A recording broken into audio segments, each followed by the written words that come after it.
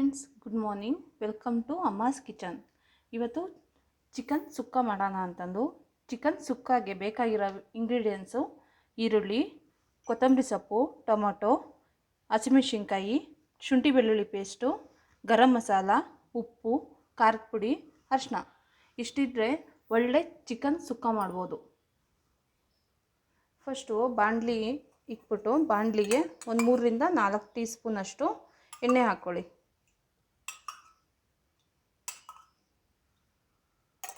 ಎಣ್ಣೆ ಹಾಕ್ಕೊಂಡು ಎಣ್ಣೆ ಬಿಸಿ ಆಗೋದನ್ನ ನೋಡ್ಕೊಳ್ಳಿ. ಒಂಚೂರು ಎಣ್ಣೆ ಬಿಸಿ ಆದಮೇಲೆ ಫಸ್ಟು ಹಸಿಮೆಣಸಿನ್ಕಾಯಿ ಹಾಕ್ಕೊಳ್ಳಿ.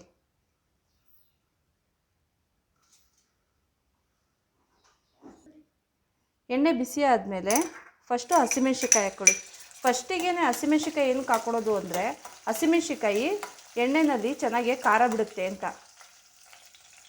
ಹಸಿಮೆಣಸಿನ್ಕಾಯಿ ಒಂಚೂರು ಲೈಟಾಗಿ ಫ್ರೈ ಆಗೋವರೆಗೂ ಒಂಚೂರು ವೆಯ್ಟ್ ಮಾಡಿ.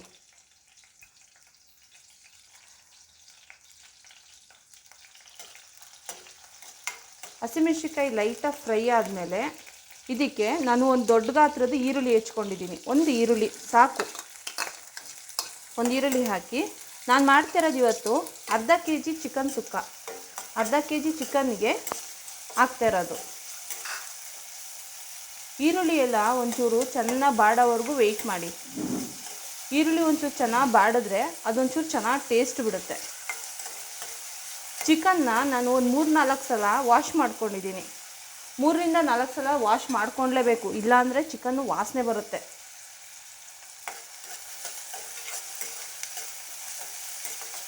ಇದು ಲೈಟಾಗಿ ಫ್ರೈ ಆದಮೇಲೆ ಇದಕ್ಕೆ ಶುಂಠಿ ಬೆಳ್ಳುಳ್ಳಿ ಪೇಸ್ಟ್ ಹಾಕಿ.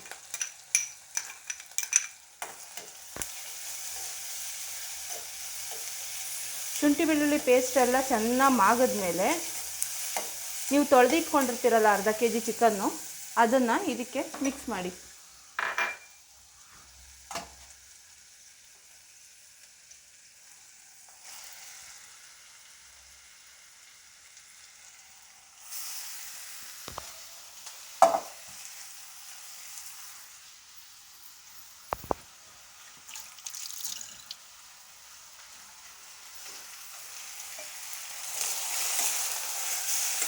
ಚೆನ್ನಾಗಿ ಇದು ಫುಲ್ಲೆಲ್ಲ ಮಿಕ್ಸ್ ಆಗಬೇಕು. ಈರುಳ್ಳಿ, ಹಸಿಮೆಣಸಿನ್ಕಾಯಿ, ಶುಂಠಿ ಬೆಳ್ಳುಳ್ಳಿ ಎಲ್ಲ ಚಿಕನ್ಗೆ ನೀಟಾಗಿ ಹಿಡಿಬೇಕು. ಮತ್ತು ಚಿಕನ್ನು ನೀರು ಬಿಡಬೇಕು. ಉರಿ ಸಣ್ಣನೇ ಇಟ್ಕೊಳ್ಳಿ, ಯಾಕಂದರೆ ಚಿಕನ್ನು ನೀರು ಬಿಡಬೇಕು.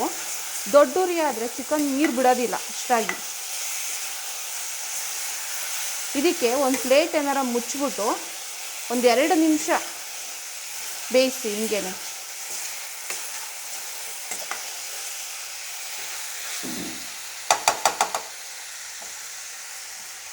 ಒಂದು 2 ನಿಮಿಷ. ಈಗಲೇ ಅರಿಶಿನ ಪುಡಿ, ಉಪ್ಪು ಏನೂ ಹಾಕಬೇಡಿ. ಒಂದು 2 ನಿಮಿಷ ಅದು ಶುಂಠಿ ಬೆಳ್ಳುಳ್ಳಿ ಪೇಸ್ಟು, ಈರುಳ್ಳಿ ಮತ್ತು ಹಸಿಮೆಣಸಿನ್ಕಾಯಿ ಖಾರದಲ್ಲೇ ಒಂಚೂರು ಬೇಯಬೇಕು.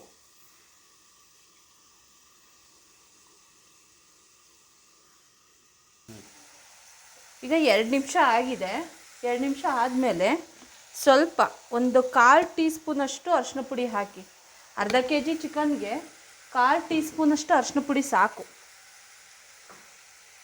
ಅರಿಶಿನ ಪುಡಿ ಹಾಕ್ಬಿಟ್ಟು ಒಂಚೂರು ಮಿಕ್ಸ್ ಮಾಡ್ಕೊಳ್ಳಿ.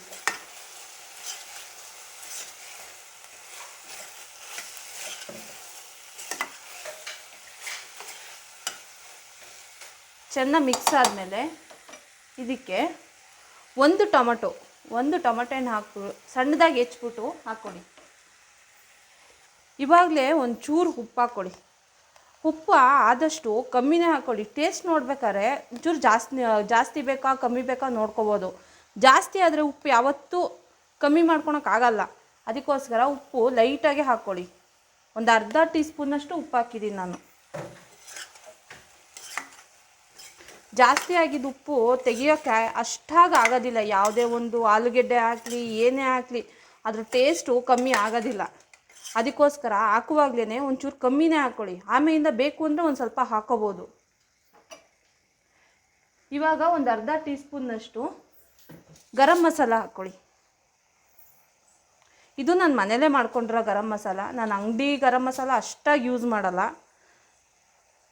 ಇದು ಮನೇಲೇ ಮಾಡ್ಕೊಂಡಿರೋದು.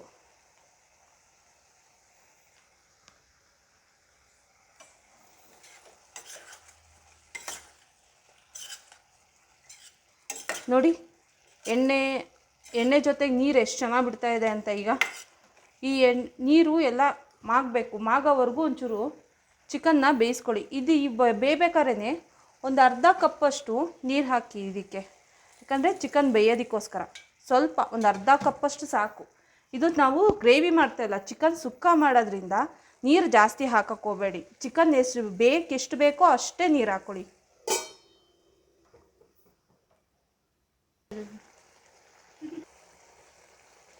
ಈ ನೀರೆಲ್ಲ ಹಿಂಗೋವರೆಗೂ ಒಂಚೂರು ವೆಯ್ಟ್ ಮಾಡಿ. 5ರಿಂದ 10 ನಿಮಿಷ ತೊಳುತ್ತೆ ಈ ನೀರು ಹಿಂಗೋದಕ್ಕೆ.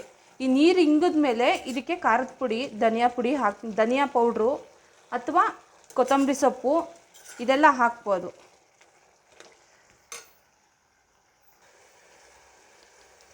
ಈಗ ನೀರು ಹಿಂಗೋಕ್ಕೆ ಬಂದಿದೆ. ಇವಾಗ ಒಂದು ಅರ್ಧ ಟೀ ಸ್ಪೂನಷ್ಟು ಖಾರದ ಪುಡಿ ಹಾಕ್ಕೊಳ್ಳಿ.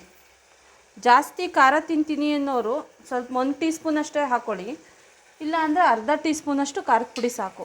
ಸಾರಿ ಫ್ರೆಂಡ್ಸ್, ನಾನು ಆವಾಗಲೇ ಧನಿಯಾ ಪೌಡ್ರು ಅಂದ್ಬಿಟ್ಟೆ. ಅದು ಧನಿಯಾ ಪೌಡ್ರಲ್ಲ, ಕೊತ್ತಂಬರಿ ಸೊಪ್ಪು, ಕೊರಿಯಾಂಡರ್ ಲೀವ್ಸ್. ಆಮೇಲೆ ಆಗಿಂದಾಗ ಕೈ ಆಡಿಸ್ತಾ ಇರಬೇಕು, ಇಲ್ಲಾಂದರೆ ಚಿಕನ್ನು ತಳ ಹತ್ಕೊಳಕ್ಕೆ ನಿಂತ್ಕೊಂಡ್ಬಿಡುತ್ತೆ. ಈಗ ಕೊತ್ತಂಬರಿ ಸೊಪ್ಪು ಹಾಕ್ಬಿಟ್ಟು ಇದು ನೀರೆಲ್ಲ ಫುಲ್ಲು ಡ್ರೈ ಆಗೋವರೆಗೂ ಒಂಚೂರು ಕೈ ಆಡ್ತಾ ಇರ್ರಿ. ಆಮೇಲೆ ಚಿಕನ್ ಸುಕ್ಕ ರೆಡಿ ಆಗುತ್ತೆ.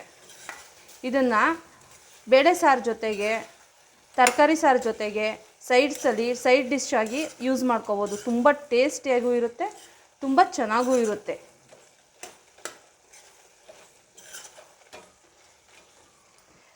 ಈಗ ಇದೆಲ್ಲ ನೀರೆಲ್ಲ ಹಿಂಡ್ಕೊಳೋವರೆಗೂ ಒಂದು 3ರಿಂದ 5 ನಿಮಿಷ ಸಾಕಾಗುತ್ತೆ.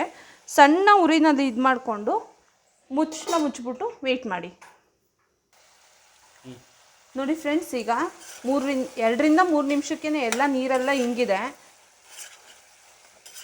ಈಗ ಚಿಕನ್ ಸುಕ್ಕ ರೆಡಿಯಾಗಿದೆ.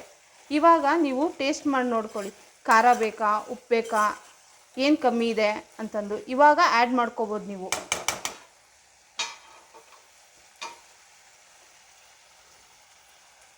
ಚಿಕನ್ ಸುಕ್ಕ ರೆಡಿಯಾಗಿದೆ ಫ್ರೆಂಡ್ಸ್. ದಯವಿಟ್ಟು ನನ್ನ ವಿಡಿಯೋಸ್ ನಿಮಗೆ ಲೈಕ್ ಆಗ್ತಾಯಿದ್ರೆ ಲೈಕ್ ಮಾಡಿ, ಶೇರ್ ಮಾಡಿ, ಹಾಗೆ ಕಮೆಂಟ್ ಮಾಡಿ, ಮತ್ತು ಸಬ್ಸ್ಕ್ರೈಬ್ಡ್ ಆಗಿ.